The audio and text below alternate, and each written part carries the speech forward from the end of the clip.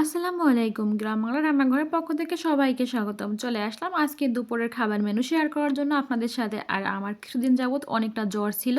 জ্বরের কারণে আমার মুখে রুচি ছিল না। আমি কোনো কিছুই খেতে পারতাম না। তাই ভাবলাম আজকে একটু অন্য রকমের রান্না করি। আর আসলে প্রতিদিন মাছ, মাংস খেতে, খেতে একটা অরুচি ধরে গেছে আমার। তাই আজকে কিন্তু ভর্তা আর ভাজি করেছি দেখতেই পাচ্ছেন। আর সাথে ছিল সাদা ভাত আর লেবু আর বোম্বাই মরিচ থাকলে তো আর কোনো কথাই নেই।